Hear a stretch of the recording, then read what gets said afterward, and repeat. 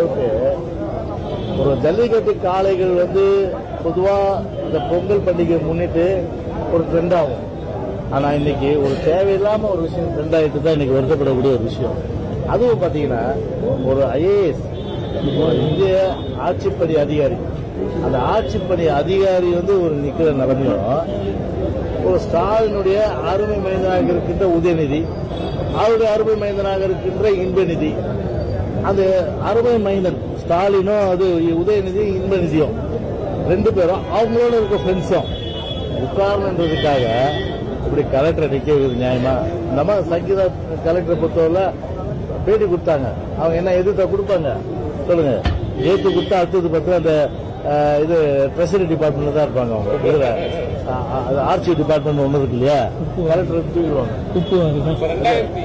அதுலதான் தூக்கி போடுவாங்க அவங்க. அதனால அந்த அம்மா உள்ள தெரியும், அந்த மனசை பிடிக்கிட்டு அவங்க வெளில பேட்டி கொடுத்தாங்க. அது வேற விஷயம். அதனால அதெல்லாம் உண்மை கிடையாது. தமிழ்நாட்டை பொறுத்தவரை உலகம் முழுவதும் பார்த்தாங்க எந்த அளவுக்கு ஒரு இடியம்மனுடைய ஒரு மன்னராட்சியினுடைய சர்வாதிகாரம், இடியம்மனுடைய மன்னராட்சியுடைய சர்வாதிகாரம் தலை தூக்கி இருக்கு எல்லா இடங்களும் இருக்கு. அது ஒரு சாட்சி. இது அந்த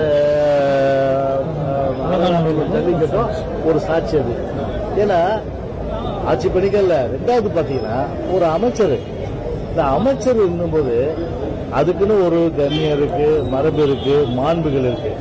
அந்த மாண்புகளை பாத்தீங்கன்னா ஒரு ஒரு கான்ஸ்டியூஷனலா அவர் பதவி இருக்கார், துணை முதல்வர், அவருக்கு சால்வ் அனுப்பிடுவீங்க. ஆனா இன்பநிதிக்கு சால்வ் அனுப்பி இன்பநிதிக்கு சால்வ் அனுப்பி உண்மையிலே சொல்ற கேமரா மட்டும் அங்கெல்லாம் இன்பநிதி காலில் கூட விழுந்துருப்பா போல. யாரு? மூர்த்தி.